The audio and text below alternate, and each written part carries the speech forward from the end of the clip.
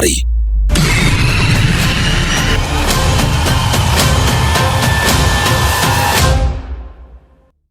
Assalamualaikum warahmatullahi wabarakatuh. Halo semuanya teman-teman, selamat malam. Selamat datang kembali di channel kesayangan kita, channel Ilo Bercerita, dan masih bersama saya Ilo dimanapun teman-teman berada. Semoga teman-teman selalu dalam keadaan sehat walafiat, tanpa kekurangan satu apapun. Amin amin ya robbal alamin. Dan dalam kisah kali ini akan menceritakan tentang warung nasi Padang milik Lestari. Waduh, ada apa ya di warung nasi Padang milik Lestari? By the way, nasi Padang ini adalah salah satu makanan favorit saya teman-teman ya. Dan udah pasti nih banyak yang suka sama nasi Padang. Tapi kalau untuk masalah menu masing-masing lah ya, bisa rendang, tunjang, bisa kikil dan lain-lain.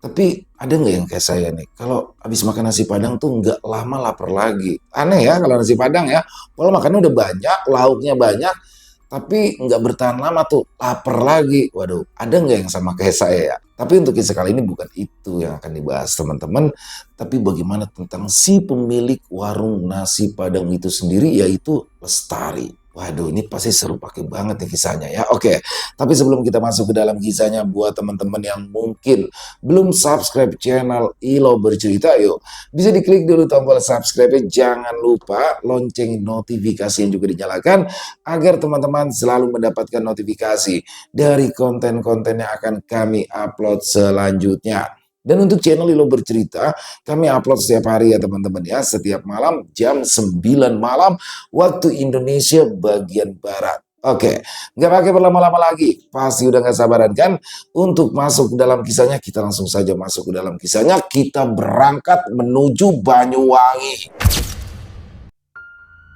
Bagas Pramudia Wardana, pemuda dengan tinggi 180 cm, berkulit coklat kemerahan itu cuma bisa tertunduk lesu di kursi kayu yang ada di dalam kamarnya. Pandangannya sejak tadi tertuju pada map kuning berisi berkas lamaran yang sudah berbulan-bulan ia bawa kemana-mana.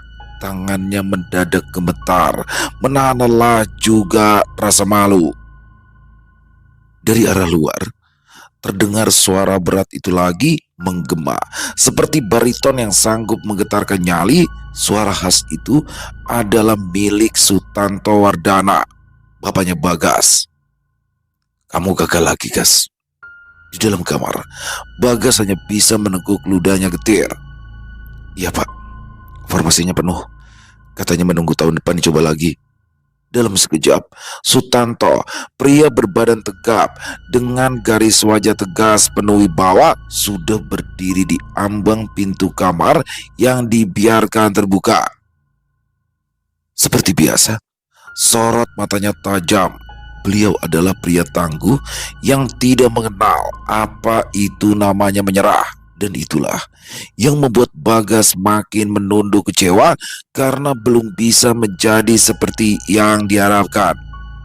Bapak ini menyekolahkan kamu sampai sarjana itu bukan buat kamu duduk-duduk di rumah, Gas. Lawang tetangga sebelah sana aja anak kasih tukiran kayak itu. Cuma lulusan SMK sudah kerja di kantor kecamatan. Kamu itu SPD, Bagas, guru, harusnya gampang cari kerjaan. Ya, dibanding-bandingkan seperti itu bukanlah kali pertama, tapi Bagas hanya bisa mengepalkan tangan, berusaha mencoba membela diri. Saya sudah coba semua, Pak. Belum. Kalau kamu benar-benar sudah mencoba, tidak akan pulang bawa kabar gagal-gagal terus. Sungut Sutanto. Seperti biasa, suara itu menggema seperti badai yang menggetarkan seisi rumah yang cukup megah di antara rumah penduduk lainnya di desa, menegaskan status sosial yang jauh lebih tinggi. Berapa kali kamu pulang bawa kegagalan? Nah, tambah Sutanto, suaranya kembali menggelegar. Ya Allah Gusti, ucap Suketi, ibunda Bagas yang berada di dapur. Dia segera mengeringkan tangan dengan sebet dan tergopoh-gopoh ke sumber suara. Begitu sampai, ditepuk pundak sang suami pelan. Wes Pak, Bagas itu juga capek. Dia baru datang. Mbok Yo dikasih napas dulu, sarannya membela sebab tadi sudah berbincang sebelum anaknya itu masuk kamar. Tapi Sutanto malah mendengus kasar, bicara sambil menunjuk Bagas. Alah, kamu itu bisanya belain dia terus. Lalu menoleh pada istrinya. Di saat kata-katanya ditujukan pada Bagas, telunjuknya mengarah ke sana lagi. Anakmu itu harus dididik, ditekan, bukan dikasihani. Kamu malah kasih hati, ya begitu jadinya. Tidak becos cari kerja. Suketi, perempuan berusia 55 tahunan itu hanya bisa membalas menatap Bagas, putra bungsunya, dengan perasaan campur aduk. Sabar Yonang, sabar. Bagas tidak menjawab. Disambarnya ransel dan map kuning, lalu beranjak perlahan. Tenggorokannya terasa serat, dadanya menegang ketika mengisut sopan di samping pintu, melintasi bapaknya sambil berucap, saya keluar, cari lowongan pekerjaan lagi Pak. Sarjana, kok kalah sama ijazah SMA sederajat? Gerutu Sutanto menggeleng geram sambil menatap punggung anak lelakinya itu menjauh. Masih memakai kemeja putih lengan panjang dipadukan celana chino hitam matching dengan sepatu kulit yang tadi pagi sudah dipoles mengkilap. Bagas berdiri tegak di teras depan mencekal kuat-kuat map. Sementara rintik hujan tadi berubah deras seperti ikut menangisi kegagalannya terulang. Di balik tirai jendela, Suketi yang tadi buru-buru menyusul cuma bisa menatap punggung anaknya, sementara Sutanto berdiri kaku di ambang pintu, rahangnya menggetak, tidak pernah sadar bila rasa bangganya berubah jadi tekanan dan harapan menjadi tuntutan. Beberapa menit berlalu, meski hujan belum juga reda, Bagas hendak mengayunkan langkah, tapi terkancing oleh suara bapaknya yang menggema kembali seperti bariton. Bagas, Rosa, sini, cegahnya. Bagas menahan nafas, kedua belah tangannya mengepal, rahangnya mengeras, bukan hendak mengajak duel, tapi kembali masuk, duduk pasrah di depan bapaknya. Jangankan membalas tatapan tegas di depannya, mengangkat wajah saja ia tak sanggup. Ada beban berat, dicap sudah mengecewakan. Minggu depan, kamu ke Jakarta, tegas Sutanto tanpa perlu diskusi. Bagas tersentak, tertegun sejenak, lalu ditatapnya lekat-lekat wajah sang bapak. Ke Jakarta Pak? Tanyanya tak percaya. Ya, di sana itu banyak lowongan pekerjaan. Jangan terus-terusan ngarep jadi CPNS di Banyuwangi. Sainganmu banyak. Orang di sini pinter kabeh. Kamu harus cari peluang di kota besar, cerca Sutanto. Suketi buru-buru duduk, melingkarkan tangannya ke lengan Bagas. Perempuan berparas teduh itu memang selalu menjadi penengah antara bapak dan anak tersebut. Pak, Jakarta itu jauh. Bagas belum pernah merantau sendiri. Ya justru itu, potong Sutanto, suaranya makin meninggi. Ditatapnya lekat-lekat wajah Bagas, seperti biasa tajam, menguliti semua keraguan dari raut wajah anaknya itu. Anak lanang itu harus berani keluar. Jangan cuma nunggu belas kasihan pemerintah. Itu sama saja tidak bisa menghargai perjuangan orang tua. Pak, kata-kata Suketi tertahan di kerongkongan. Sutanto memotong cepat. Kemarin Bapak sudah menghubungi pamanmu di Jakarta. Kamu bisa numpang dulu di sana, dan minggu depan kamu harus berangkat. Keputusan sudah dibuat. Jika sudah begitu, tidak bisa diganggu-gugat, membuat Bagas terperangah, namun tetap coba menawar. Tapi Pak, tidak ada tapi-tapian. Bentak Sutanto menekan, matanya makin melotot. Pokoknya harus ke Jakarta. Bagas terdiam. Jakarta, kota metropolitan yang selama ini hanya dilihatnya dari televisi, di mana gedung-gedung tinggi berada. Selain itu, asing baginya justru akan didatangi. Kalau terus di sini, kamu itu tidak akan maju, Gas. Lanjut Sutanto, kali ini nada suaranya sedikit melembut. Kamu itu sarjana, Nang. Apa iyo? Kalah sama anak-anak yang cuma lulusan SMA, SMK. Mereka malah sudah kerja semua. Coba renungkan. Apa salah? Bapakmu ini menuntutmu supaya sukses. Itu saja, Nang, yang Bapak inginkan darimu sebagai bentuk balas budi kerja keras membiayai kuliahmu. Meskipun sudah dirangkai sehalus mungkin, kata-kata itu tetap saja menampar wajah Bagas, membuat matanya memerah, telinganya berdengung. Melihat kelakuan itu, Suketi mendekatkan posisi duduknya, menyentuh pundak anaknya dengan lembut. Nang, kalau memang itu jalanmu, ibu cuma bisa mendoakan. Walaupun ibu tahu kalau kamu takut. Bagas menoleh lambat, menjawab dengan suara bergetar. Saya bukannya takut, Bu. Cuma belum siap saja sebenarnya.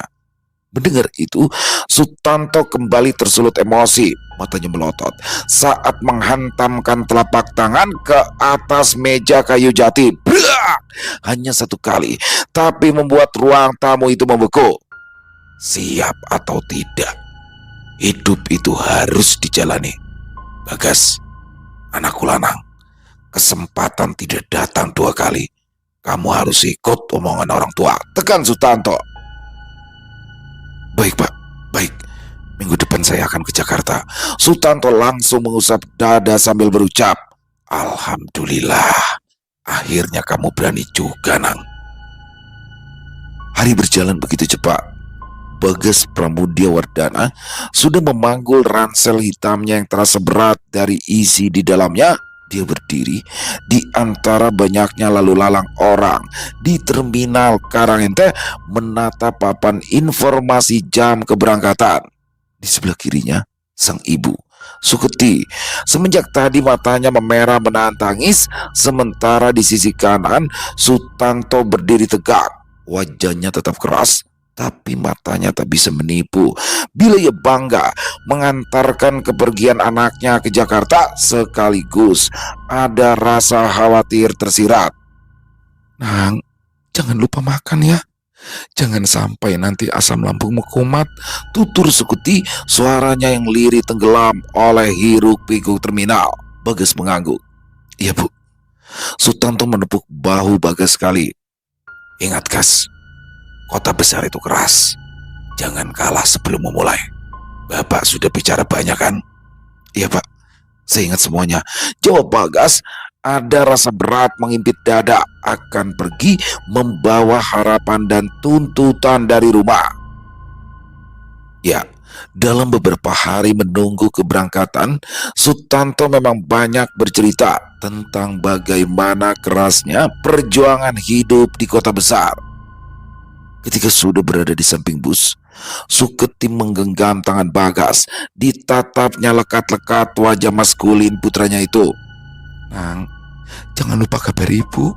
Cukup bilang sudah sampai saja, ibu akan senang. Bagas tersenyum tipis.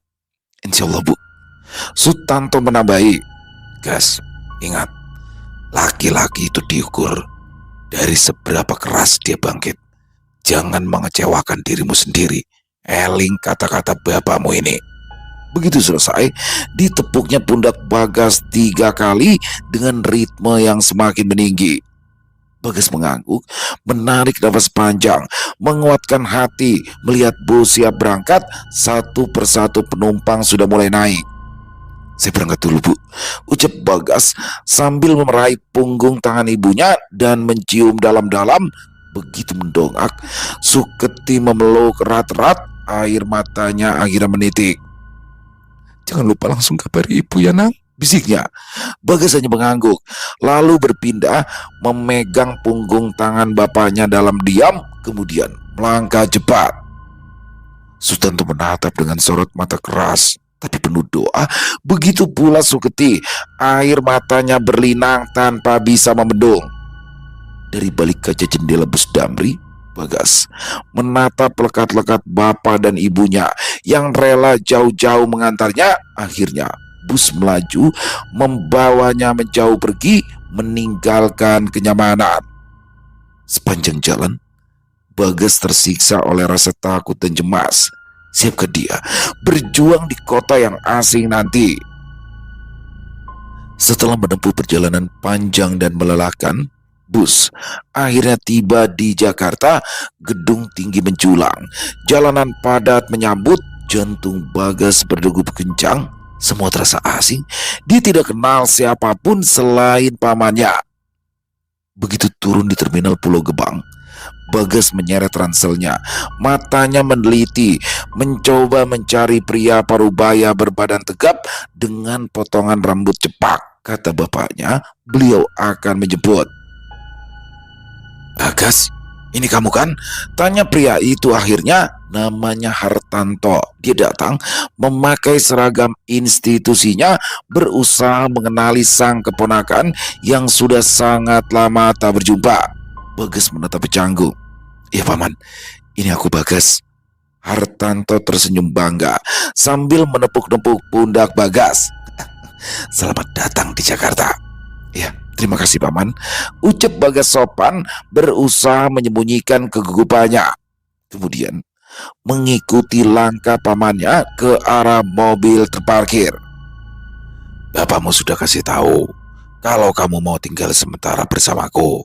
Jangan khawatir, rumahku dekat kantor. Gampang kalau mau cari pekerjaan," tutur Hartanto sambil berjalan. "Terima kasih paman, saya agak gugup di kota sebesar ini," jujur Bagas begitu masuk di dalam mobil dan duduk di kursi depan. Sebelum menyalakan mesin, pamannya menimpali. "Wajar, Jakarta ini memang beda dengan Banyuwangi, tapi kamu bakal biasa. Saya yakin kalau ada apa-apa langsung bilang ke saya, jangan sungkan," timpal Hartanto.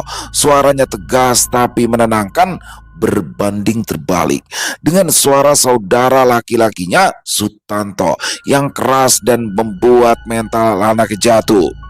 "Terima kasih paman," ucap Bagas sopan, bahkan terlalu sopan. Sepanjang perjalanan menuju rumah, Bagas terus saja menatap keluar jendela, membuat hati Hartanto tergelitik. Jakarta memang bikin kaget, Gas.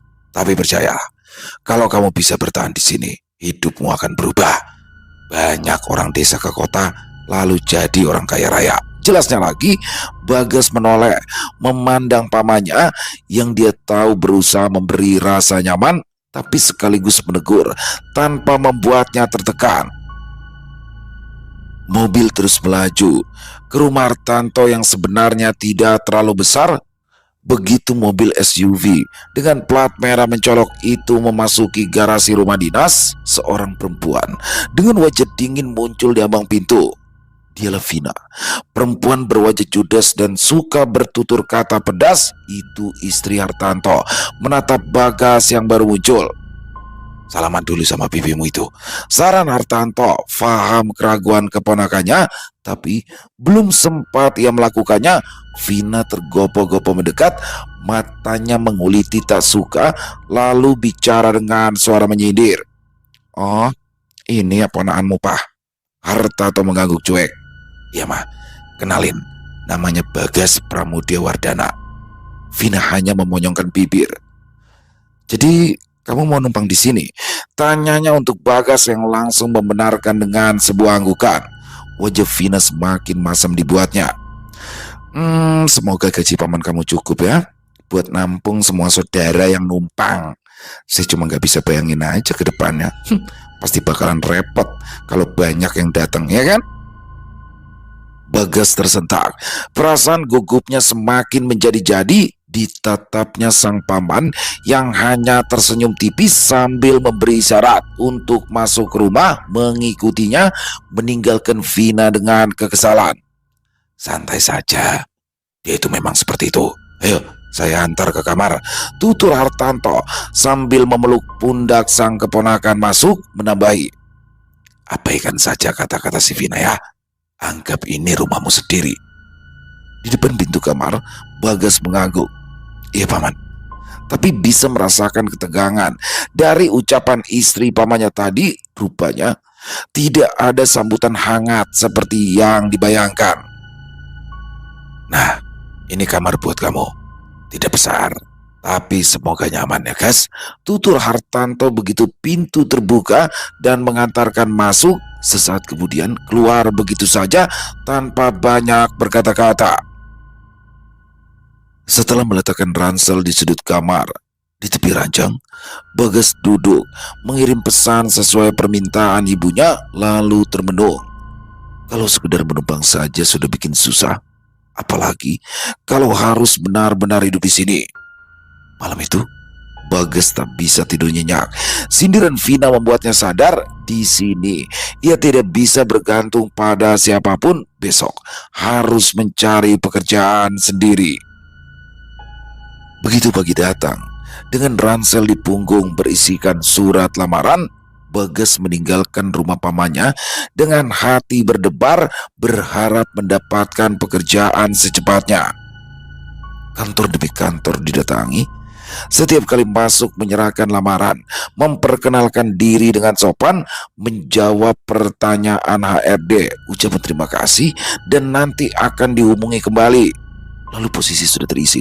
Alasan lamaran tidak sesuai kualifikasi kembali mencekoki Bagas tanpa ampun. Pagi berganti siang, lalu berganti sore, dan hari-hari berikutnya. Tapi Bagas tidak lelah mencari lowongan pekerjaan ketika semangat itu hampir pupus. Terngiang kata-kata bapaknya, hidup itu harus ditaklukkan. Laki-laki itu diukur dari seberapa keras dia bangkit. Kata-kata itu membuatnya kembali pergi pagi pulang malam. Hanya saja semua berakhir dengan penolakan. Apesnya hari itu uang di dompetnya habis, padahal ia belum makan sejak pagi. Maklum saja, seminggu setelah kedatangannya waktu itu, Paman Hartono rupanya pindah tugas di luar kota Jakarta. Tinggal Vina yang perhitungannya minta ampun. Akhirnya Bagas duduk di pinggir warung makan Padang. Aroma gulai dan rendang daging dari dalam warung membuat perutnya mengerucut, tapi hanya bisa meneguk ludah, meredam rasa lapar yang semakin menjadi-jadi. Tanpa Bagas ketahui, dari balik kaca warung, seorang perempuan berdiri memperhatikannya semenjak tadi. Perempuan itu mengamati cara Bagas menunduk sambil memegang ransel seperti orang yang sedang berada di titik terendah dalam hidup. Selain itu, ada sesuatu yang membuatnya tak bisa memalingkan pandangannya. Dari dalam warung, perempuan itu akhirnya keluar, melangkah pelan, berhenti tanpa diketahui kehadirannya. "Mas," panggilan lembut. Suaranya terdengar bagai embun menyiram tanaman gersang, menyejukkan. Bagas tersentak.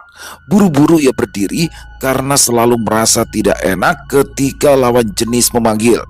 "Ya mbak, ada apa ya?" tanyanya sambil membungkuk sopan. Perempuan itu tersenyum tipis. Sorot matanya seperti seseorang yang benar-benar memperhatikan. Tadi saya lihat masnya duduk lama banget.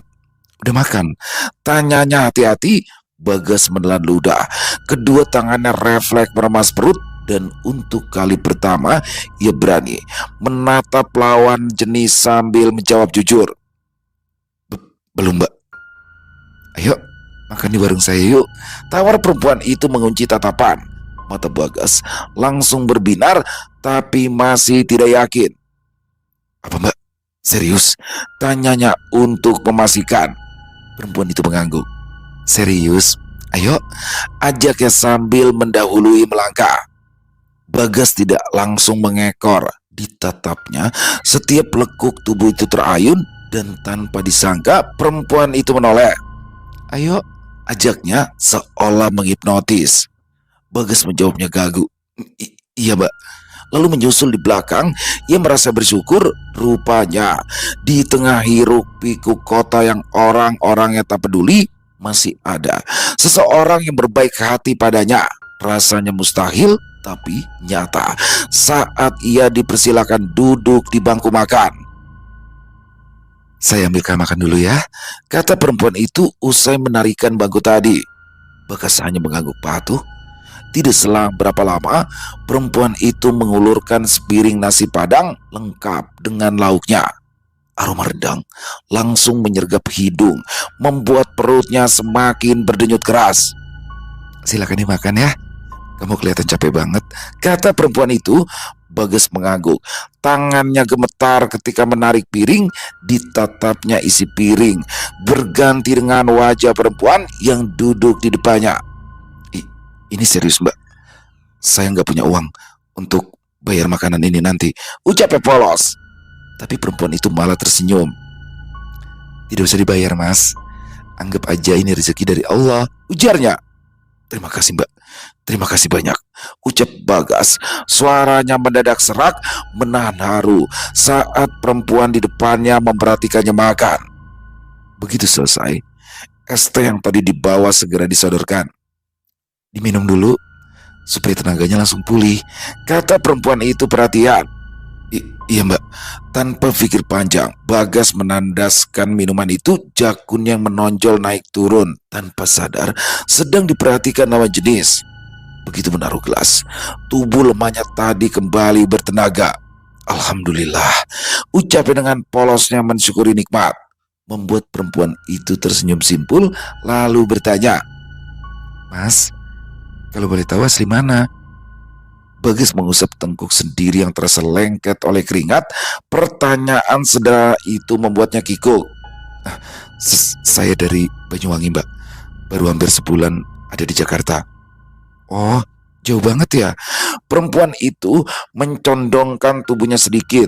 Entah sengaja atau tidak, semakin memperjelas belahan dada yang terekspos tanpa tahu. Darah muda Bagas berdesir lalu bertanya lagi, "Sekarang tinggal di mana?" Pertanyaan itu membuat ekspresi wajah Bagas berubah murung. "Cuma numpang di rumah paman, Mbak. Tapi ya begitu, istrinya seperti tidak suka saya tinggal di sana dari awal. Karena itulah setiap hari saya berusaha mencari kerja. Bahkan sehari baru sampai waktu itu." Perempuan itu mengerucutkan bibir. "Iya ya, kita udah ngobrol tapi belum tahu namanya. Oh ya, kenalin, nama saya Lestari," ucapnya sambil mengulurkan tangan. Jantung Bagas berdegup tak karuan. Tangannya refleks gemetar ketika menerima uluran itu. "Saya, nama saya Bagas Pramudia Wardana, Mbak." Masih menahan tangan Bagas, Lestari menilai, "Nama yang syarat makna, bagus, tampan, dan sesempurna orangnya," ucapnya memuji tanpa tahu jantung orang mau loncat. Lalu menambahi, "Saya panggilnya siapa? Mas Pramudia atau Wardana?" Bagas tertipu malu. Tanpa berniat menarik tangannya dari genggaman lembut itu. Cukup panggil saya Mas Bagas saja, Mbak. Dan memang itu panggilan saya dari kecil," jawabnya sambil tersipu malu. "Oke Mas Bagas, sesuai deh sama orangnya," kata Lestari menilai raut wajah di depannya. Lalu buru-buru melepaskan genggaman tangannya dan mengalihkan pembicaraan. "Oh iya, pasti berat banget ya tinggal di rumah pamanmu itu." "Ya, begitulah," jawab Bagas sambil tersenyum hambar. Sementara hangat sentuhan tadi justru mengalir panas ke sekujur tubuhnya. Sepanjang berbincang, sepi. Ya, warung nasi padang itu tak ubahnya seperti ruang kosong yang menjadi milik mereka berdua saja. Semenjak kedatangan Bagas, tak satu pun ada pelanggan yang masuk. Pembicaraan terus mengalir. Beberapa pertanyaan diberikan Lestari dan dijawab apa adanya. "Mas Bagas," ucap Lestari hati-hati. Bagas yang sedari tadi diam-diam merasa ganjil melemparkan pandangan ke pelataran warung. Ia menoleh. "Ya Mbak, kenapa?" Lestari menatap penuh perhatian, memperhatikan pahatan Tuhan yang begitu detail dan sempurna di raut wajah pria di depannya sambil menanyai, "Mas Bagas kelihatannya capek banget deh. Kulitnya sampai merah, baju putihnya juga udah berdebu." Bagas tertawa kaku. Iya Mbak, dari pagi soalnya muter-muter nyari kerjaan, tapi belum ada hasil." "Susah nyari kerja di Banyuwangi, rupanya lebih susah lagi di kota metropolitan," tambah Bagas dengan wajah lesu. Sementara Lestari sulit mengalihkan pandangan, masih memperhatikan kedua belah tangan Bagas yang bertumpu di atas meja.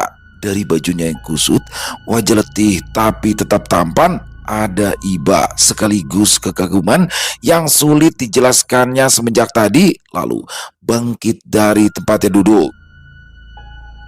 Kemudian ia berjalan ke arah sisi dapur. Di sana ada lemari pakaian. Dari dalamnya, Lestari mengambil handuk putih yang masih terlipat rapi. Begitu kembali, diletakkannya di depan Bagas. "Mas Bagas mandi dulu aja," sarannya lembut. Mata Bagas sontak membelalak. "Mandi, Mbak?" "Di sini," tanyanya tidak yakin dan mengira itu hanya sebuah candaan. Lestari tersenyum kecil. "Iya, kenapa?" "Takut." Bagas makin kikuk. Bukan begitu, Mbak. Maaf."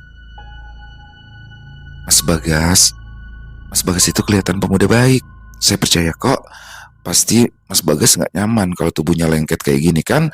Ucapnya sambil sebelah tangannya memegang tangan Bagas. "Memang saya boleh numpang, Mbak?" tanya Bagas akhirnya sambil menatap mata Lestari. Dan tak kenapa, dia mulai punya keberanian sebagai laki-laki dewasa. Lestari mengangguk. "Boleh dong, kan saya yang nawarin. Ya jujur, awalnya saya cuma kasihan lihat Mas Bagas duduk di luar warung tadi. Dan saya tahu kalau Mas lagi lapar. Tapi setelah ngobrol, saya tahu kok kalau Mas Bagas bukan tipe orang yang macem-macem. Dan saya suka." Ucapnya jujur sambil kembali duduk berhadapan. Bagas terdiam. Ada rasa hangat mengalir oleh kata-kata barusan. Kemudian Lestari buru-buru bangkit, meraih piring dan gelas kosong, ditaruhnya di wastafel terlebih dahulu. Begitu kembali, ia berucap, "Ayo, saya tunjukkan kamar mandinya."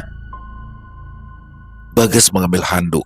Lalu dengan langkah pelan, ia mengikuti Lestari masuk ke bagian dalam rumah makan kecil itu.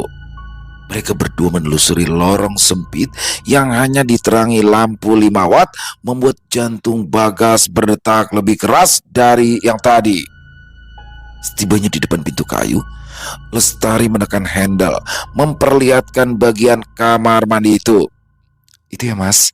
Tapi kalau malam begini, airnya dingin banget. Silakan ya, saya tunggu di luar." Bagas mengangguk kaku. "Terima kasih, Mbak." Lestari tersenyum manis, tatapannya menyapu raut wajah Bagas. "Itu ranselnya jangan dibawa-bawa dong ke kamar mandi. Nanti basah nggak bisa cari kerja lagi deh." Tegurnya penuh perhatian. Iya mbak, kata Bagas tersentak, baru tersadar. Lalu buru-buru ia melepaskannya dari punggung dan berniat menaruh di sisi pintu kamar mandi. Tapi Lestari sigap mencekal lengannya, membuatnya refleks menoleh dan pandangannya kembali beradu. "Kenapa, Mbak?" tanyanya. Lestari tersenyum, memamerkan deretan giginya yang putih, lalu menjawab, "Biar saya aja yang bawa ya. Takutnya kalau di sini kecepatan air dari dalam. Gak apa-apa kan?" Bagas merasa tersanjung. "Ya Mbak, gak apa-apa." Lalu menyerahkan ranselnya. Begitu Lestari menjauh, Bagas menahan nafas sebentar, tangannya gemetar saat menekan handle, lalu masuk dan mengunci dari dalam. Aroma melati dan kenanga di kamar mandi bersih itu langsung menyergap, membuat tubuh lelah Bagas jauh lebih ringan. Tapi menit berikutnya, justru ada rasa haru dan gugup menyergap.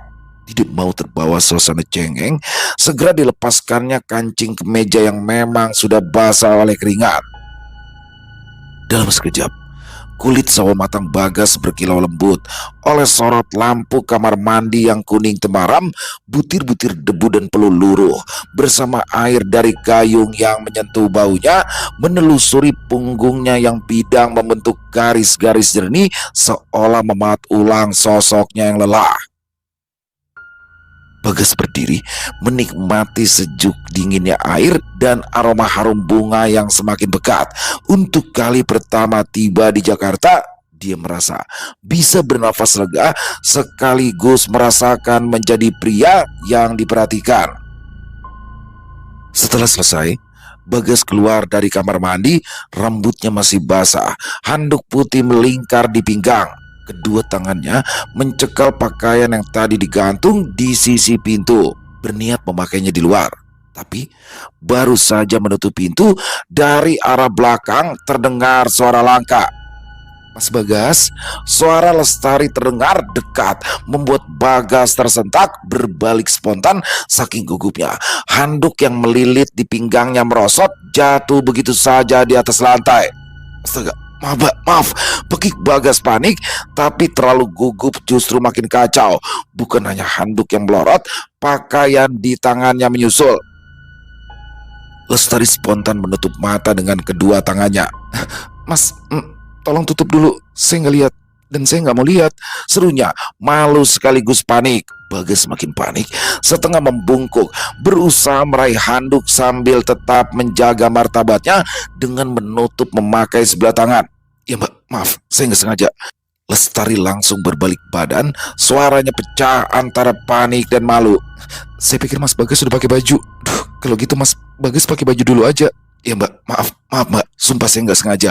Ralat Bagas yang buru-buru memungut pakainya, lalu masuk kembali ke kamar mandi. Sampai tidak sadar, ia menutup pintu kuat-kuat. Brak! Di balik pintu, tubuh Bagas bergetar. Tapi kali ini bukan karena dingin, wajahnya panas, telinganya berengung. Bagaimana ini? Kalau sampai Mbak Lestari marah, gumamnya, takut terjadi kesalahpahaman. Dengan cepat, Bagas memakai pakaian sambil bergumam. Harus minta maaf, harus menjelaskan, jangan sampai ada kesalahpahaman. Sementara di luar, Lestari masih menutup mata sambil balik badan, wajahnya masih memerah. Pemandangan tadi selalu sulit untuk dilupakan. Beberapa menit kemudian, pintu kamar mandi akhirnya terbuka. Bagas muncul masih dengan rambut basah, kemeja putih yang tadi sudah menempel di tubuhnya, tapi wajahnya masih merah karena malu. Sementara ransel yang tadi dipegang Lestari kini sudah diletakkan di lantai. Bagas buru-buru meraih, menggantungkannya kembali di punggung. Setelah berdiri kaku, tangannya saling menggenggam saking gugupnya. Mbak Lestari yang sedari tadi masih membelakangi, menoleh perlahan. Iya, jawabnya malu sekaligus canggung saat Bagas mendekati dengan tubuh setengah membungkuk bicara. Maaf mbak, sumpah saya tadi nggak sengaja. Saya pikir mbak masih di depan. Saya sama sekali nggak bermaksud. Shh. Lestari mengangkat satu telunjuknya, ditempelkannya di bibir tipis Bagas. Sudah mas, saya tahu kok kamu nggak sengaja. Lanjutnya tersenyum malu, sementara tatapannya melirik ke bawah, lalu cepat-cepat ke wajah Bagas yang membeku. Kejadian barusan tidak terduga, wajar, namanya juga sama-sama kaget. Tambahnya lagi, Bagas mengusap tengkuk sendiri yang terasa menebal, entah karena gugup atau yang lainnya. Tapi saya malu mbak, saya... Lestari maju, tidak terlalu dekat, tapi cukup membuat Bagas menahan nafas. Mas Bagas, kalau saya marah, pasti masnya udah saya usir dari tadi. Bagas menatap tajam, terpana oleh senyuman Lestari. Saya justru lebih khawatir kalau masnya nggak nyaman tinggal di sini. Kata-kata Lestari menggantung, menggigit bibir bawahnya sebentar. Bagas terdiam, jantungnya seperti terjepit, dan itu menyenangkan. Lestari menatap wajahnya lebih lama dibanding sebelumnya, dan Bagas tak bisa memalingkan pandangan. Suasana berubah, hanya terdengar nafas menyambung dari dua orang. Lestari menunduk, mengusap ujung rambutnya. Saya suka kalau Mas Bagas ada di sini. Warung ini jadi nggak sepi lagi, tuturnya. Bibir Bagas sedikit terbuka. Lestari, ucapnya memanggil nama itu tanpa embel-embel mbak. Lestari mengangkat wajah. Saya juga nyaman. Dan tidak tahu kenapa, ucap Bagas pelan tapi jujur. Keduanya terdiam, menunduk malu, merasakan getaran aneh. Lestari akhirnya menarik nafas, mencairkan suasana. Mas Bagas, gimana kalau duduk di meja depan dulu? Saya buatkan teh hangat ya. Tanpa pikir Bagas mengangguk. Ya, saya mau Lestari. Saya tidak akan menolak. Lestari tidak membetulkan panggilan barusan, justru wajah putihnya jadi berbinar. Seperti tadi, warung sangat sepi. Jam dinding menunjukkan hampir jam 10 malam. Bagas duduk di kursi, kedua tangannya memegang teh hangat pemberian Lestari yang menyibukkan diri membersihkan meja. Sesekali mencuri pandang ke arah Bagas dan entah kenapa juga bisa merasakannya. Mas Bagas, panggilan sambil menaruh lap. Bagas menjawab cepat. Ya, ada apa? Lestari mendekat, menarik kursi lalu duduk berhadapan. Mas Bagas malam ini mau pulang ke rumah pamannya, tanyanya. Bagas membeku, memikirkan istri pamannya yang selalu pasang muka masam setiap kali ia pulang kemalaman, ditambah lagi ongkos ojek online yang sudah tak bisa dijangkau isi dompet. Sepertinya nggak bisa. Soalnya saya sudah tidak ada uang sama sekali. Hati Lestari tersentuh. Nggak apa-apa kok kalau mau nginep di sini, di warung ini. Bagas tersentak. Loh, memangnya nggak apa-apa ya? Lestari mengangguk. Ada tempat kok. Ada satu ruangan kosong yang biasa saya pakai untuk simpan barang. Tapi bersih dan cukup nyaman kok buat tidur. Terangnya lagi. Tapi nanti bagaimana kalau jadi omongan orang? Tanya Bagas. Lestari tertawa kecil. Warung ini kalau sudah tutup, ya nggak akan ada orang lewat sini lagi. Apalagi malam-malam. Lagi pula saya sendirian kok di sini. Ya, Lestari hidup seorang diri, mengelola warung makan sendiri dan tidur sendirian membuat Bagas merasa hormat sekaligus kagum. Mas Bagas nggak usah sungkan. Saya ikhlas kok daripada jalan malam-malam atau tidur di pinggir jalan, ya kan? Bagas menatap lama sekali sampai Lestari menunduk saking tak sanggup membalas tatapan itu. Terima kasih. Aku nggak tahu bagaimana caranya membalas kebaikanmu, ucap Bagas. Balasnya gampang kok.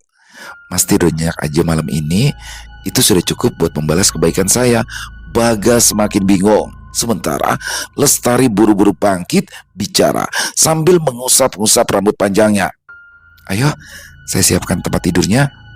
Bagas mengikuti dari belakang, menuju ke ruang kecil. Begitu sampai di dalam, Lestari menarik tikar yang digulung rapi bersandar di dinding. Ditatanya, lalu menoleh pada Bagas yang terpaku menatapnya. Silakan, semoga nyaman ya, ucapnya. Lestari, kamu baik banget, puji Bagas. Lestari bangkit berhenti tepat di samping Bagas. Kadang orang baik itu datangnya di waktu yang tidak kita duga. Semoga mimpi indah ya, bisiknya. Bagas hanya mengangguk, mata dan tubuhnya mengikuti bayangan Lestari yang menghilang di balik pintu. Malam itu, Bagas tidur di atas lantai yang hanya beralaskan tikar, tapi terasa nyaman daripada yang pernah dirasakan Bagas. Waktu terus berjalan, tidak terasa masuk ke 2 bulan. Tapi pekerjaan belum didapatkan Bagas, sementara orang tuanya kembali mentransfer uang untuk biaya transport dan makan. Hanya saja hidupnya kini lebih berwarna karena adanya Lestari yang selalu memberikan support, juga berbaik hati memberi tumpangan menginap di malam hari di saat ia kesorean. Ketika semua kantor sudah tutup, Bagas datang ke warung Lestari dan selalu saja menjadi pusat perhatian tatapan aneh. Tapi Bagas tidak peduli dengan orang-orang asing itu, dan kedekatan yang intim dan intens membuatnya tidak mau menunda rencana bertepatan dengan Paman Nartono yang datang dari luar kota. Begitu sudah sepi pengunjung, Bagas yang sedari tadi duduk di samping Lestari memberitahukan niatnya. Lestari, aku mau ajak kamu ke rumah paman. Mau kan? Berkenalan dengan keluargaku. Lestari menoleh gugup. Kamu yakin memperkenalkan aku, Mas? Sangat yakin. Aku sudah menunggu momen ini, jawab Bagas. Mau ya? Aku ingin hubungan kita jauh lebih serius, ke jenjang yang berikutnya. Tambahnya lagi, ya, Bagas tidak mau terus-terusan berbuat maksiat. Hampir di setiap ia menginap di warung makan itu, Bagas dan Lestari menghabiskan malam berdua di dalam satu kamar. Mereka berdua seperti pasangan yang dimabuk asmara. Lestari pun tak banyak menuntut. Dia sudah merasa bahagia ada laki-laki tampan dan gagah yang bisa menemani kesepiannya selama ini. Wajah Lestari berubah pucat. Entah harus bersyukur atau sebaliknya atas tujuan barusan, tapi ketulusan Bagas membuatnya mengangguk. Mau Mas Bagas? Saking senangnya, Bagas langsung mengecup kedua belah tangan pujaan hatinya. Alhamdulillah, tadinya saya pikir kamu bakal menolak. Lestari menenggelamkan wajahnya di dalam pelukan Bagas. Aku gak punya alasan untuk menolak. Kamu adalah pria paling sempurna yang dikirim ke dalam kehidupanku. Kembali, Bagas merasa tersanjung sebagai seorang lelaki yang dibutuhkan. Setelah menutup warung, di atas motor metik yang melaju, Lestari memeluk pinggang Bagas erat dari belakang. Perasaan Bagas campur aduk. Pada akhirnya, nasib baik berpihak padanya. Setelah 2 bulan, menahan getirnya penolakan. Dan malam ini, dia datang tidak sendirian, dia datang bersama perempuan yang telah membuat hidupnya mengenal warna. Bagas mematikan motor di halaman rumah dinas. Dia turun, membantu Lestari membuka helm, lalu bertanya. Siap. Wajah Lestari menegang, sebab Bagas sudah banyak bercerita tentang keluarganya yang tegas dan cenderung keras, membuatnya menarik nafas dalam-dalam. Siap Mas. Bagas langsung menggenggam tangannya erat, memberikan keberanian, lalu bersama-sama melangkah masuk setelah mengetuk pintu dan mengucap salam. Di ruang tamu, Hartanto yang sedang bersantai menikmati secangkir kopi di sampingnya Vina duduk. Ketika Bagas sudah duduk, sambil menggenggam erat tangan Lestari, Hartono yang tadi sudah terbengong-bengong menanyai, Nang, siapa yang kamu bawa? Bagas tersenyum manis, genggamannya semakin kuat. Paman, Tante, saya mau memperkenalkan seseorang, tuturnya. Sementara Vina yang sejak tadi menahan mulut akan mengomentari, menatap Lestari dari bawah sampai atas penuh rasa ingin tahu. Ini Bagas menoleh ke Lestari sebentar, tersenyum haru dan bangga. Dia pacar saya, Paman. Insya Allah calon istri saya. Vina langsung berdiri menatap Bagas lalu ke Lestari bergantian. Hah? Apa? Iya Tante, dia calon istri saya. Jelas Bagas membenarkan. Ya Tuhan. Suara Vina tertahan, tubuhnya limbung, jatuh pingsan di sofa sebelum sempat menyelesaikan kalimatnya. Vina, astagfirullah, baru dikenalin kok langsung pingsan. Beki Kartono berusaha mengangkat tubuh istrinya. Bagas buru-buru membantu mengatur posisi Vina agar cepat sadar. Sementara Lestari hanya berdiri, gemetar tak enak hati, suaranya setengah menantangi saat bicara. Maaf Paman, saya... Tapi Hartanto buru-buru mengangkat tangan bicara sambil tertawa jengah. Tenang-tenang, tantemu itu memang begitu. Cuma dengar tetangganya beli motor baru aja bisa pingsan. Apalagi ponakannya yang ganteng bawa calon istri. Untung gak langsung mati dia. Bagas memeluk pundak Lestari, berusaha memberikan kenyamanan, menuntun kembali duduk. Sementara Hartanto memastikan istrinya bernafas normal terlebih dahulu, lalu duduk lagi. Tapi kali ini wajahnya berubah serius. Bagas, ucapnya memandang keponakannya dalam-dalam bergantian. Kamu yakin? Sudah 2 bulan kamu di Jakarta. Kerjaan belum dapat. Biaya hidup masih dari orang tua. Hubungan serius itu bukan main-main. Harus siap segalanya, mental dan finansial. Lestari berduduk malu. Sejak awal ada ketakutan ditentang, tapi Bagas terus menggenggam tangannya. Saya sudah yakin Paman. Pokoknya saya mau hidup bareng sama dia, berjuang bersama-sama. Hartanto menatap mereka lama, menilai Bagas. Apakah mengambil keputusan ini dengan sadar? Akhirnya sambil menahan tawa ia berkata, kalau begitu Paman cuma punya satu saran. Apa paman? Potong Bagas cepat. Bawa pulang calon istrimu ini ke Banyuwangi secepatnya. Perkenalkan pada orang tuamu. Kalau setuju, silakan dilanjut. Paman hanya bisa mendukung. Toh yang menjalani adalah kamu. Mata Bagas seketika memerah saking bahagianya, sementara Lestari menutup mulut tak menyangka ketakutannya tidak beralasan. Terima kasih paman, ucap Bagas penuh haru. Tiba-tiba Vina bicara. Kalau direstui langsung aja ke KUA. Hartono menoleh, lalu ia menggeleng. Itu tandanya orang tuamu bakal setuju, Gas. Ucapnya dengan ekspresi seolah-olah serius. Keesokan harinya, Bagas dan Lestari langsung berangkat ke terminal. Mereka menuju Banyuwangi. Perjalanan panjang terasa seperti mimpi. Tidak banyak kata terucap, hanya saling menggenggam tangan menguatkan. Bagas tidak peduli dengan tatapan orang-orang yang seperti merasa aneh dengan kebersamaan Bagas dan Lestari. Dalam hati, Bagas bergumam, mungkin orang-orang iri dan dengki padanya karena bisa mendapatkan wanita secantik Lestari. Setibanya di terminal Banyuwangi, mereka melanjutkan perjalanan ke salah satu desa yang ada di Blambangan.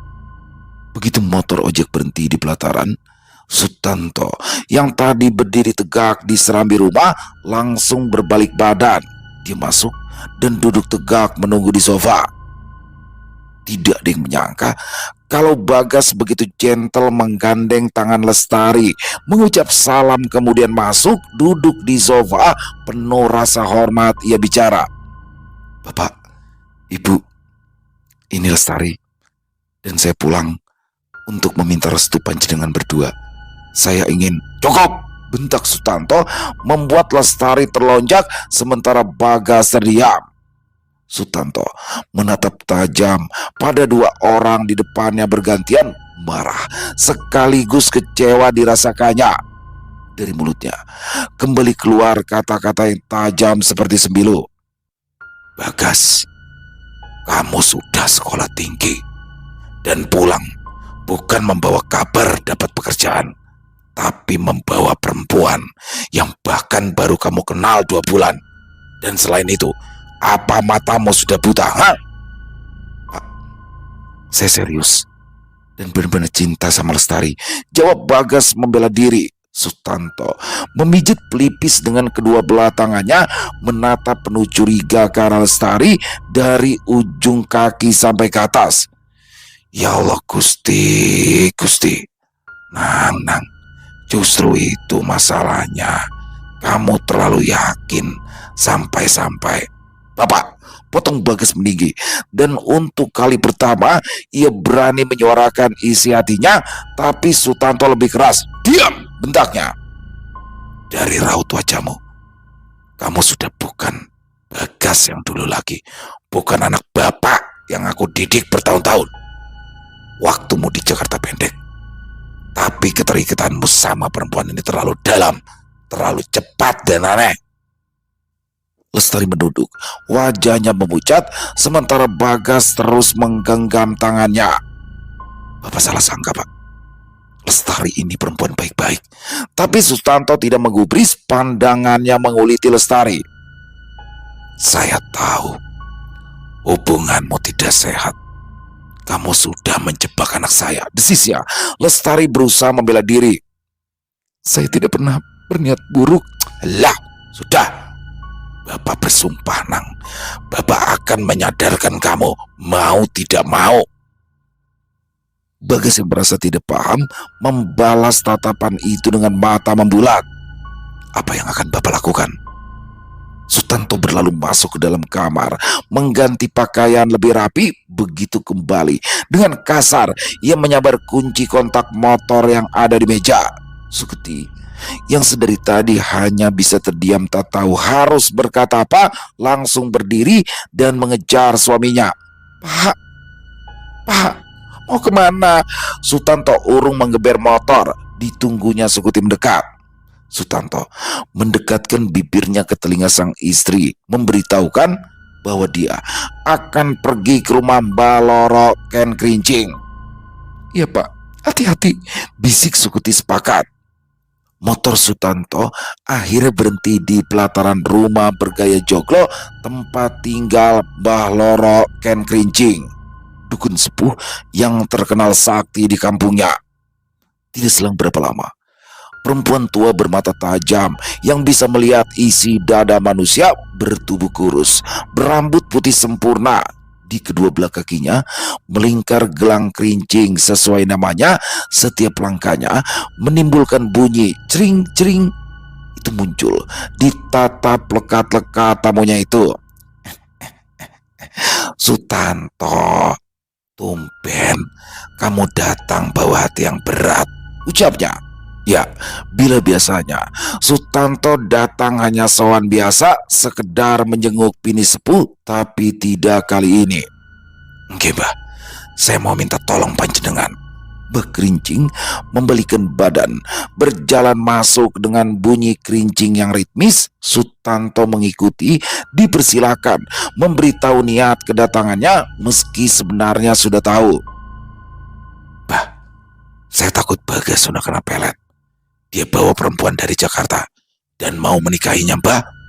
Mbah Kerincing menyempitkan mata, ilmunya menembus ke siapa yang dimaksud. "Awakmu mau aku menunjukkan rupa asli perempuan itu sama anakmu?" Hartanto mengangguk cepat. "Nggih, Mbah, saya ingin Bagas sadar siapa perempuan yang membuatnya sampai hilang logika, biar jelas siapa yang menjerat anak saya." Mbah Kerincing terpingkal sambil mengentak-entakan kedua kakinya di lantai tanah. "Baik, bawa saya sekarang juga ke sana," ucapnya beranjak cepat tanpa perlu membawa apa-apa, sebab semua kesaktian sudah berada di dirinya. Sesampai di depan rumah Sutanto, Mbah Kerincing langsung turun dari boncengan, berdiri di rumah megah Sutanto. Dari dalam sana, Bagas dan Lestari berpegangan tangan tanpa bisa berkata-kata, keluar tergesa-gesa. Di pelataran rumah, dukun sepuh itu mengentakkan kaki kanannya keras-keras, lalu berganti sebelahnya. Begitu ketiga kalinya, angin berputar seperti badai, membawa aroma kemenyan yang pekat entah dari mana asalnya. Tubuh kurus Mbah Kerincing mulai meliuk, menari seperti penari jangar dari alam lembut. Rambut yang putih berantakan tadi tersapu oleh angin. Setiap gerakannya membius alam sadar yang bersangkutan. Tiba-tiba saja Lestari memegangi dada, tubuhnya seperti tertarik sesuatu. "Bah, jangan, Bah, jangan," rintinya sambil memegangi wajah, tubuh dan semuanya. Tubuhnya akhirnya melengkung, membungkuk, merasakan kulitnya seperti ditarik paksa. Mbah Kerincing menghentikan tariannya, telunjuknya menghujam tepat ke arah wajah Lestari. "Lunturkan pesonanya, tunjukkan wajah aslinya," bekiknya memerintah pada sosok yang tak dapat dilihat oleh mata telanjang. Dan dalam sekejap, seperti kaca yang pecah, aura pesona Lestari runtuh seketika. Cahayanya memudar. Kulitnya yang tadi tampak muda dan kencang mulai menunjukkan keriput, garis usia, dan sorot mata yang matang. Dalam hitungan detik, Lestari berubah lebih tua dan lebih asli. Dia bukanlah perempuan berusia 30 tahunan seperti yang Bagas lihat setiap harinya, tapi Lestari kini terlihat seperti wanita berusia 60 tahunan dengan tubuh kurus keriput dibalut pakaian model kekinian dari brand ternama. Bagas yang juga menjadi sasaran dari tarian ritual tadi langsung terkejut. Dia berusaha mencari perempuan yang dicintai ugal-ugalan, tapi yang didapatinya hanyalah sosok asing dengan baju yang sama. Didekatinya pelan-pelan. "Siapa? Siapa kamu?" tanyanya tanpa berani menyentuh. Lestari menarik nafas dalam-dalam. Dia tidak menangis, juga tidak membela diri, hanya menatap jujur dan tulus seperti adanya dirinya. "Saya adalah perempuan yang selalu melihatmu sebagai laki-laki yang berarti. yang menghargai sebelum siapapun melakukannya, Mas Bagas. Sutanto yang sudah sedari tadi menahan diri langsung terbahak merasa menang. Bagas, lihat Nang, lihat. Umurnya lebih tua daripada ibumu Nang. Kamu masih mau, ha? Sekarang kamu sadar kan? Untung tadi pamanmu langsung nelpon.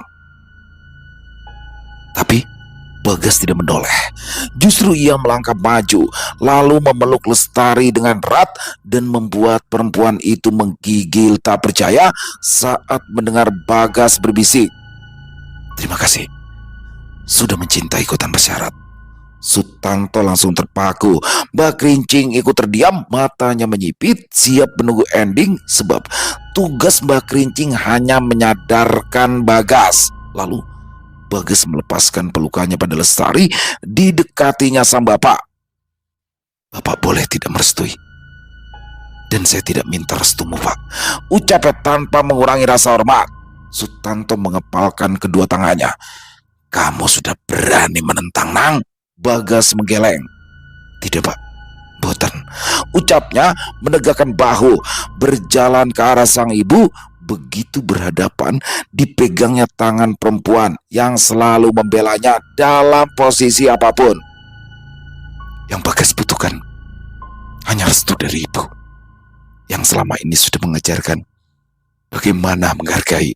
Sukuti langsung memeluk tubuh Bagas kuat-kuat. Nang, kalau kamu bahagia menemukan ketenangan bersamanya, restu ibu bersamamu, Nang. Bagus, ucapnya sambil berlinang air mata. Tangis Bagas pecah. Begitu pula dengan Lestari yang ikut berpelukan. Sementara Sutanto hanya berdiri kaku, terpukul, dan tidak menyangka putranya memilih tetap bersama perempuan itu. Bagas menggenggam tangan Lestari. Di depan sang ibu dia berucap, "Ayo Lestari, kita kembali ke Jakarta dan menikah, memulai hidup baru sebagai pasangan suami istri." Lestari menangis haru. Ia berpamitan, tapi tidak pada Sutanto yang langsung melengos ke arah motornya. Dia tidak terima, tapi tidak bisa berbuat apa-apa. Cinta Bagas sudah berlabuh. "Ayo Pak, saya anterin pulang," serunya. "Tugasku itu hanya melunturkan, Sutanto. Kowe jangan kecewa. Perkara ending itu urusan hati masing-masing." Tutur Mbak Kerincing. Dengan begitu beliau harus menutup tarian ritualnya terlebih dahulu. Tubuhnya meliuk, mengentakkan kedua kaki hingga 3 kali. Angin kembali bertiup kencang, menandai ritual berakhir. Setelah itu barulah berbalik badan, loncat di boncengan motor yang langsung digeber pergi, meninggalkan Bagas yang berpamitan pada ibunya. "Bu, doakan saya bahagia, Bu." Sukuti mengangguk. "Yo Nang, sudah pasti." Lalu ditetapnya Lestari. "Titip anak saya ya," ujarnya. "Saya akan menjaganya, Bu. Kalau untuk pekerjaan tidak usah khawatir. Setelah menikah nanti, Mas Bagas resmi menjadi suami saya. Semua aset akan saya pindahkan atas namanya, karena saya tidak punya siapa-siapa lagi di dunia ini. Hanya Mas Bagas seorang." Jujur Lestari membuat Sukuti merasa bersyukur, meski sebenarnya ia belum paham. Begitu pula dengan Bagas yang tidak pernah menyangka rupanya Lestari bukanlah pemilik warung nasi Padang biasa, tapi janda berduit dengan aset di mana-mana. Begitu mereka kembali ke Jakarta, pernikahan digelar mewah di hotel. Sukuti dan suaminya menjadi tamu kehormatan, memakai seragam mahal beserta seluruh keluarga besar dari Banyuwangi. Hartanto dan Vina pun ikut bahagia. Semua rekan bisnis Lestari datang yang dari Kalimantan, dan Bagas diperkenalkan sebagai pewaris tunggal kekayaan Lestari. Ada 2 lahan tambak udang di Penajam, 1 di Kutai Timur, rumah kontrakan di Jakarta, dan juga di Balikpapan. Selain itu, ia masih punya beberapa proyek berjalan. Tapi di balik itu semua, bukanlah Bagas yang menjadi pihak paling beruntung, melainkan Lestari sendiri. Sebab ritual dari Mbak Loro Ken Kerincing itu telah memutus ikatan susuk yang rupanya menuntut tumbal nyawa dengan cara mengisap energi pasangan supaya tetap terlihat awet muda. Dan karena itu pula lah suami pertamanya mati meski diagnosa medis kanker otak. Selesai. Wow, luar biasa kisah dari Wulan Kemuning. Waduh, waduh, keren. Keren pakai banget. Di awal cerita tuh saya pikir ini bakalan kayak warung kopi Bu Asi nih. Lestarinya setan nih. Lestarinya bukan manusia nih yang ingin menjebak si Bagas. Waduh, dan apa jangan-jangan pesugihan segala macam. Tapi ternyata benar-benar di luar dugaan, teman-teman. Lestari ini benar dia orang biasa, tapi dia sudah menggunakan muslihat lewat susuk atau pelet ya. Jadi di mata Bagas, Lestari ini benar-benar kayak cewek yang masih muda, seksi segala macam. Padahal kenyataannya, waduh, 60 tahun. Sedangkan si Bagas ini masih 20 tahunan. Ini 60 tahun dan selama ini berarti dia benar-benar diperdaya tuh. Makanya gini teman-teman, kalau jeli itu pamannya Pak Hartono dan juga Bu Vina ya bibinya tuh kaget. Bahkan Bu Vina sampai pingsan kaget. Masa iya pemuda setampan Bagas masih gagah masih muda mau sama Lestari, yang mana di mata mereka Lestari yang benar-benar kelihatan seperti nenek-nenek umur 60 tahunan. Oke, seseger apapun ya, sebagaimanapun umur 60 tetap aja kelihatannya berbeda ya teman-teman ya. Dan juga ketika dia naik bis, waktu turun di Banyuwangi, semua mata melihat tuh, semua mata melihat. Dan aneh, di situ Bagas cuma mikir, pasti pada ngiri nih sama gue nih ya kan, karena lagi gandeng cewek cantik. Padahal bukan gitu. Orang-orang bingung, itu kok Bagas mau. Dan juga mungkin selama di Jakarta, Bagas ini kan introvert ya, bukan introvert juga sih, mungkin karena dia terlalu sibuk nyari kerjaan dari rumah, nyari kerja ke warung gitu-gitu aja, jadi dia nggak sempat bergaul dan nggak ada orang yang buat jadi tempat sharing. Jadi di dalam kehidupan dia cuma rumah, Lestari, rumah Lestari, rumah Lestari, udah tiap hari tuh. Dan bahkan di situ mereka sudah melakukan hal-hal yang terlarang yang tidak boleh dilakukan, sampai pada akhirnya orang tuanya juga melihat kaget. Tapi di sini bapaknya udah ditelepon dulu tuh sama Pak Hartono, udah dikasih tahu kisi-kisinya nih anakmu kayaknya lagi kena pengaruh. Makanya begitu kedatangan Lestari dan Bagas, bapaknya langsung cabut ke rumah Mbah Kerincing ya. Jadi nama dukunya juga unik juga ya, Mbah Ken Kerincing, karena suka pakai gelang di kaki yang punya kerincing-kerincing.